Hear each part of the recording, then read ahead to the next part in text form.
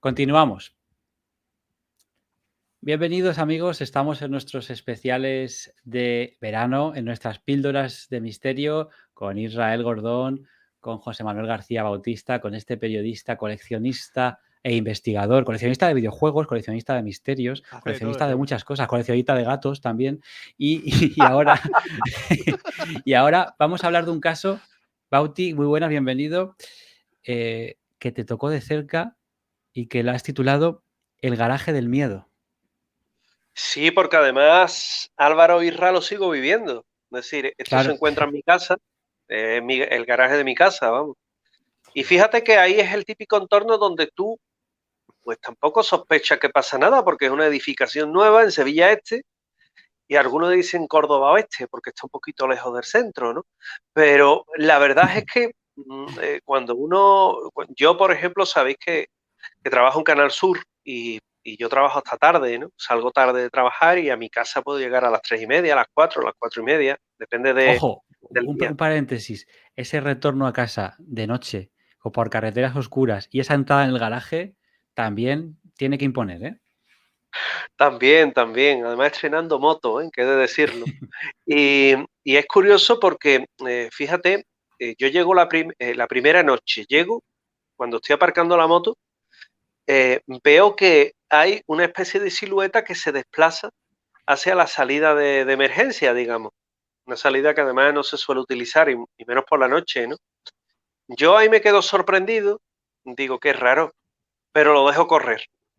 Al día siguiente vuelvo a entrar en el garaje y nuevamente me veo aquella silueta. Fijo bien la vista Ujú. y porque yo no veo mucho, también hay que decirlo, ¿no? Yo el lejos lo tengo, yo soy rompetecho, el lejos lo tengo cogorciado, ¿no? Entonces, claro, ¿qué pasa? Que yo no veo a quién provoca esa silueta. Subo a casa, tarde ya, me pongo a darle vuelta, digo, bueno, mm, en otra ocasión lo que voy a hacer es que lo voy a perseguir, a ver hasta dónde llega, porque la puerta de arriba está cerrada con llave y si me doy prisa, si es un fulanito, lo cojo bien, ¿no? Efectivamente, a la semana siguiente, pues Ujú. nuevamente me ocurrió lo mismo, que vi aquella silueta, aquella sombra, que además os garantizo que no provocaba a nadie, salí detrás, se cerró la puerta, apenas 5 segundos después entré yo, y lo curioso es que habiendo entrado arriba, la puerta de arriba hay dos puertas, no se abrió ninguna. Cuando llegué al rellano, allí no había nadie. Es muy curioso porque esto mismo se lo comenté a un compañero de radio, a Javi Álvarez, Javi Nemo, que está conmigo Ujú. en la radio del Sevilla, y un día lo que hicimos fue una investigación allí. Nos plantamos allí abajo, cogimos los aparatos, y lo curioso es que salieron psicofonías de alguien que buscaba a su familia, que quería un encuentro, que estaba perdido, tal y como nos decía, y que fue lo suficientemente impresionante como para pensar que había algo, pero claro, como toda cosa que puede ocurrir en una comunidad, pues yo se lo consulté a la presidenta, oye, mira, me ha pasado esto.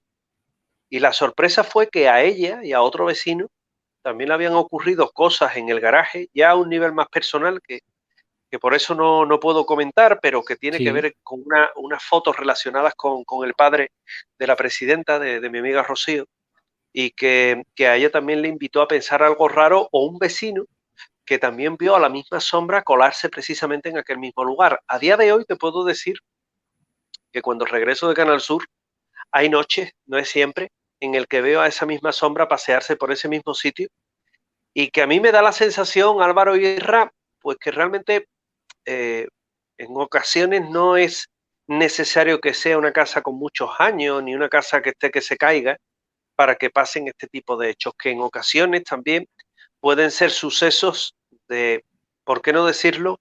Almas, energías que buscan a alguien o a algo, o que incluso pueden estar relacionados con el pasado del mismo sitio, Ujú. que hoy día son pisos de nueva construcción, pero que antaño pudo haber contenido una edificación o algún tipo de construcción que esté provocando precisamente ese mismo fenómeno. Isra, compañero, vamos a tener que hacer la parte 2 del libro solo con los casos de Bauti. No, es que es una pasada porque es que además, yo no sé qué tienen los garajes, los parking. Los Tienen, garajes tienen algo. tienen algo, tienen alguna cosa, no sé, quizá A ver, porque todo no lo que es están... subterráneo, fuera de Ya. bromas, claro, Isra, todo lo que es subterráneo tiene algo. Desde las cuevas hasta los garajes, no es por nada, ¿eh? Bueno, hay un garaje en Barcelona, sin que un día si queréis os haré fotos, que haciendo unas obras se encontraron unas lápidas de un convento que había habido antiguamente, ¿no? Y tuvieron que dejar, esto es real, tuvieron que dejar un cristalillo con Claro. lo que hay al otro lado y tú vas al garaje y dices, bueno, aquí están las monjitas, ¿no? Y la cuestión es que es muy interesante, claro, cuando vas hacia abajo estas cosas siempre suceden, claro. Bauti, rápidamente, ¿cómo era la figura? ¿Era alta? ¿Era con la altura normal de una persona? Era ¿Era alta, delgada? ¿Era ensotanada? era alta. Yo mido 1,77 m y aquella figura por lo menos podía tener 1,85 m. Es decir, a mí Ujú, me sacaba una cuarta fácil. ujú. Era una silueta negra. Yo diría que portaba una especie de capa o algún tipo de vestidura larga, puesto que no se veía como la típica que podía estar provocada por una persona con unos vaqueros o una camisa, sino que era una especie de hábito. Y a mí me llamó mucho la atención porque desde luego no se adecuaba a ese modelo. Yo es la primera vez que veo algo así, mentira, la segunda.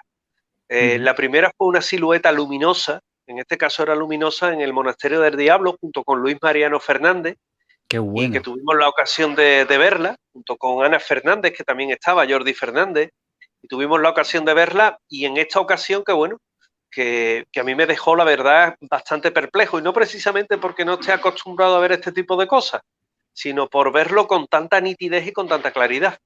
Ujú. Oye, pues Isra, Bauti, cuando estas cosas pasan en tu entorno más cercano, ya es peor todavía si es en tu casa, pero en el garaje no queda muy lejos de la casa, te impactan más, mm, te da por investigarlo también más y no me extraña que hayáis hecho allí, pues eso, sesión de psicofonías y una pequeña investigación para ver qué puede ser o qué dice. eh, ¿Qué dice el otro lado, por así decirlo? ¿Qué dicen esas voces sobre aquella aparición que podría tener una explicación quizás en algunos de los habitantes de la casa? Porque, Bauti, ¿el lugar antaño se sabe que había en ese solar, en ese sitio, o es de nueva construcción y ahí no ha habido nunca nada?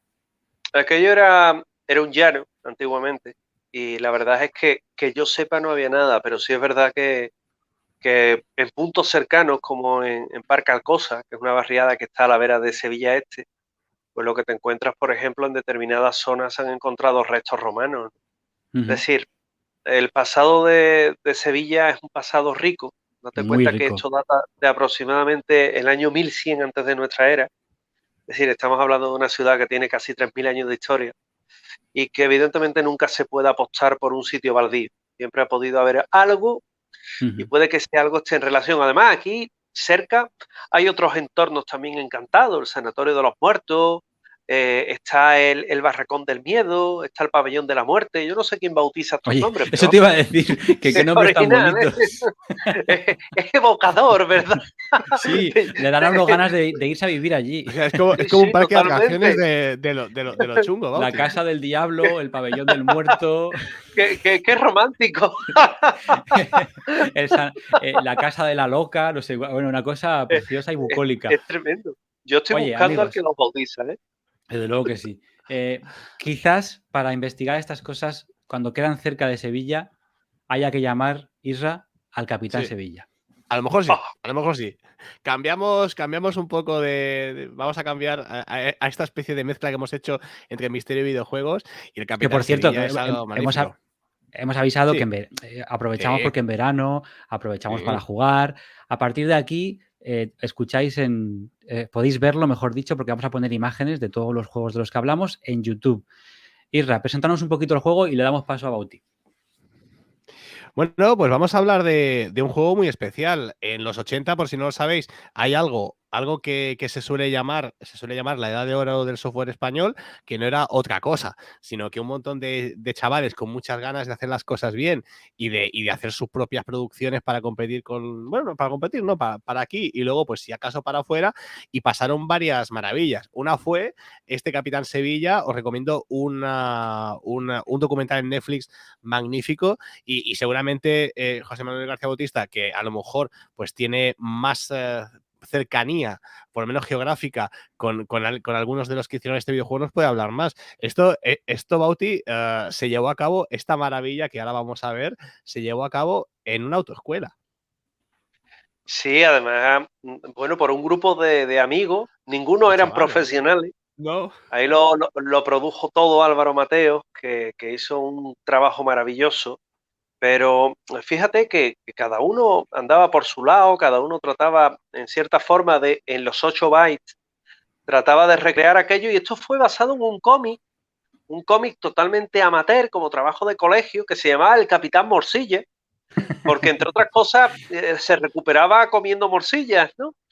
Y se desarrolla por toda por una ciudad que muy bien pudiera ser Sevilla, porque al fin y al cabo lo que recrea es los escenarios que este grupo de amigos tenía más cercanos. Y en base a ese cómic dijeron, oye, ¿y nosotros por qué no cogemos y esta historia la llevamos a los juegos? Y el que más o el que menos tenía alguna noción de programación corta, pero que luego vieron realmente lo complicado que es programar un juego. En esa autoescuela primero, luego en un piso que alquilaron para tratar de acabarlo todo a un nivel amateur, es decir, ellos no eran profesionales, aunque cuando suscriben contratos ya con lo que son las empresas de software, ya te obligan a cumplir unos plazos y demás. Y el Capitán Sevilla, que fue como al final la propia casa lo llama, ellos eran High Score, que era como se llamaba la casa inicial, y High Score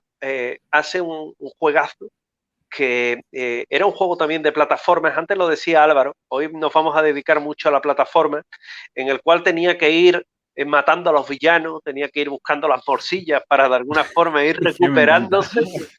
Y bueno, te puedes encontrar, hay detalles, hay guiños que son impresionantes. El típico biombo bombona de estos de vidrio verde para echar las botellas, la vespa cochambrosa del vecino que hacía mucho ruido y que también te puedes encontrar, la vecina que te pega el macetazo y que aquí por Sevilla alguna hay todavía, cual vieja del visillo con mala leche. Es decir, aquí hay un poco de todo, ¿no? Capitán Sevilla fue un juegazo que marcó también una época, que incluso ahora en Netflix, y me lo habéis chivado vosotros, hay un reportaje maravilloso en el que están todos los protagonistas. La mayoría de ellos ya no se dedican a los videojuegos. De hecho, hay quien trabaja en la empresa pública y otros que se lo montaron por su cuenta, pero muy lejos del videojuego, porque era algo costoso, algo que había que invertir tiempo y algo que no siempre estaba bien pagado. De hecho, ellos rendimiento económico apenas sacaron. Pero sí es verdad que en su honor, en su haber, debe de quedar siempre el haber hecho uno de los juegos españoles más importantes de todos los tiempos. Estaba, fijaos que antes hemos hablado de unos japoneses por excelencia, el Ghost Goblin, el Ghosts and Ghosts. Hemos hablado de este Capitán Sevilla, que puede que con el Fernando Martín Vázquez Master y con la Abadía del Crimen fueran 3 de los mejores juegos que se programaron aquí en España. Uno de High Score, otro de Dynamics, que fue la casa por excelencia de videojuegos española, y otro, en este caso, de Operasoft, que sin duda alguna es parte de la historia del videojuego español.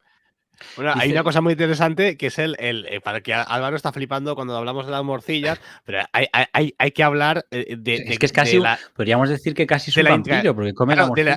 De la intrahistoria de este personaje. El personaje en cuestión, el Capitán Morcilla, que luego por un tema de marketing se cambió el nombre a Capitán Sevilla, el Capitán Morcilla es un señor repartidor de embutidos cuyas morcillas por un ataque nuclear quedan como extrañas y tal, y cada vez que se come una morcilla se convierte en superhéroe. O sea, es así. Claro. Sí. Es buenísimo. Y es tremendo porque tú buscabas siempre las morcillas en el juego y la morcilla se iba debilitando a medida que tú, evidentemente, ibas perdiendo la vida, ¿no? Te iban tocando los enemigos y demás. Y bueno, el juego realmente, ya te digo, hace digno honor al cómic, a ese cómic amateur. Ángel Tirado hace ahí también un trabajo muy bueno.